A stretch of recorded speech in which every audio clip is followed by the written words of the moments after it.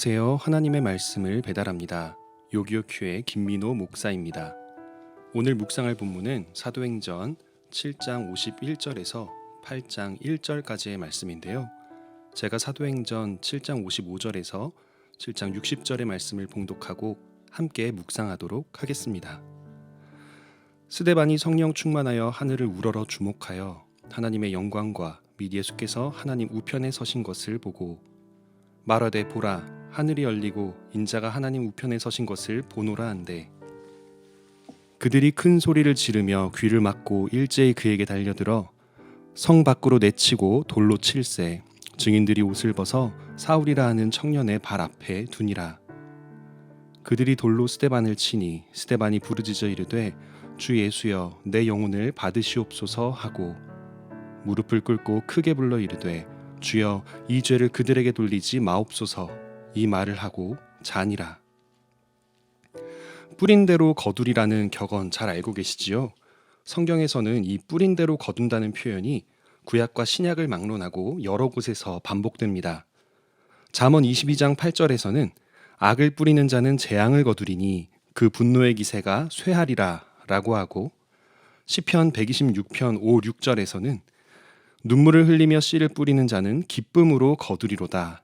울며 씨를 뿌리러 나가는 자는 반드시 기쁨으로 그 곡식단을 가지고 돌아오리로다 라고 합니다. 신약에서 갈라디아서 6장 7절에서는 스스로 속이지 말라. 하나님은 업신여김을 받지 아니하시나니 사람이 무엇으로 심든지 그대로 거두리라 라고 합니다. 그런데 성경을 잘 보면 뿌린 대로 거두지 못하는 듯한 분들이 참 많이 보입니다. 예수님께서는 십자가에서 자신을 조롱하고 못 박아 죽이는 이들에게 용서를 비는 중보기도를 하셨지만 결국 그들 중 예수님을 못 박는 행위를 멈춘 사람은 없었습니다. 오늘 본문에서도 마찬가지입니다. 스데반은 하나님께서 보시기에 옳은 말을 하고 예수님께서 구원자이심을 사람들이 믿게 하려 노력했지만 그 결과는 비참한 죽음이었습니다. 돌에 맞아 죽는다는 것이 얼마나 고통스럽고 두려운 일입니까? 오늘날에도 중동 지역에서는 많은 이들이 명예살인이라는 이름으로 돌에 맞아 죽는 투석형을 당하기도 하는데요. 가끔 기자들이 목숨을 걸고 그 모습을 찍어오면 한동안 전 세계적인 이슈가 될 만큼 잔인하고 끔찍한 형벌입니다. 그런데 오늘 본문에서 스데반은 그 잔인한 투석형을 당하면서도 다음과 같이 행동합니다. 첫 번째로 그는 하나님을 보았습니다.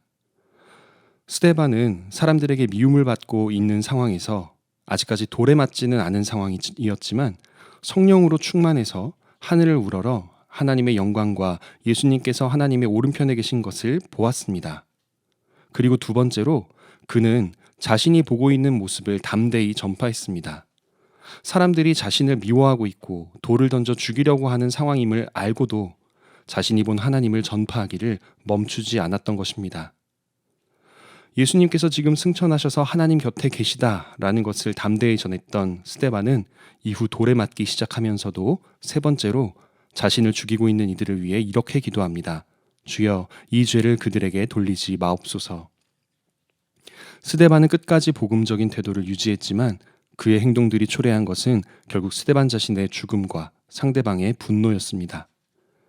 스데반을 죽이는 데 일조했던 사람들 가운데에는 나중에 유명한 사도가 되는 사울, 헬라식 이름으로 더 익숙한 사도 바울이 있었지만 스데반이 죽음을 맞이하는 이 자리에서 그가 어떤 변화를 경험하지는 못한 것처럼 보입니다. 이렇게 스데반의 죽음까지의 결과를 놓고 보면 그의 죽음은 그저 허무한 죽음일 뿐입니다. 열심히 복음을 뿌리고 진리와 사랑과 용서를 뿌렸지만 그는 거두지 못하고 죽었기 때문입니다. 우리의 일상에서도 같은 일은 얼마든지 자주 일어납니다. 내가 상대방을 선대한다고 해서 상대방도 나를 선대하는 경우는 잘 없습니다. 오히려 치열한 경쟁사회, 8살부터 20살이 될 때까지 초중고 12년의 공교육을 통해 처절한 경쟁과 성취 또는 도태를 체득한 이들이 이루고 있는 이 한국 사회에서 남들에게 먼저 친절을 베푸는 것은 때로는 약점처럼 작용하기도 합니다. 게다가 포스트 크리스템덤 사회이자 무신론과 안티기독교가 창궐하고 있는 이 시대에 기독교인이라는 정체성을 사람들 앞에 드러내는 것은 또 하나의 약점이 될 수도 있습니다. 뿌린 대로 거둔다는데 예수님의 제자답게 진리와 복음과 사랑을 뿌리면서도 거두는 것이 악한 것들 뿐인 것 같습니다. 하지만 명심하십시오. 스데반의 죽음은 결코 헛되지 않았습니다.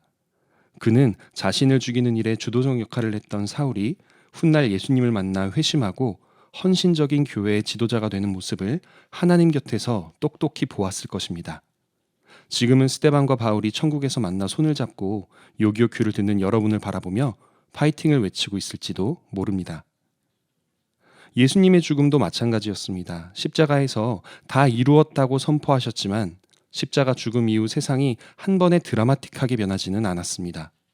그러나 예수님의 죽음과 부활과 승천은 복음의 씨를 이 땅에 처음으로 퍼뜨리는 하나님 나라의 도래를 보여주는 첫 사건이었고, 이후 이 세상을 BC, 예수님 전의 세상과 AD, 주님의 시대로 바꿀 만큼 강력한 씨앗을 이 세상에 심었음을 보여주셨습니다. 그리스도인인 저와 여러분은 바로 그 위대한 복음의 씨앗을 세상에 심는 일을 위해 부름받았습니다. 여러분 눈에 변화가 보이지 않고 뿌린 대로 거두지 못하는 모습이 보이더라도 결코 절망하지 마십시오. 이미 이기고 계신 예수님께서 우리의 머리가 되십니다. 이미 죄와 사망의 권세를 이기시고 미움과 다툼의 권세를 이기신 예수님께서 우리의 왕이십니다. 여러분도 스데반처럼 두려움 없이 주님의 사랑을 이 땅에 심으시기를 바랍니다. 그 복음의 씨앗은 반드시 열매를 맺을 것입니다. 상황이 너무 악하고 어두워서 뿌린 대로 거둘 것을 기대하지 못한다 해도 하나님을 믿고 성령님을 의지하여 예수님의 가르침을 실천하고 또 전파하시기 바랍니다. 반드시 그 열매를 거두는 모습을 보시게 될 겁니다. 오늘의 말씀을 우리 삶에 이렇게 적용하기를 원합니다. 첫 번째, 악한 상황과 악한 자의 해를 받지 않도록 기도합시다. 두 번째, 아무리 악한 상황과 악한 사람의 앞이라도 예수님의 가르침을 담대히 실천하고 전파할 수 있도록 결단하며 기도합시다.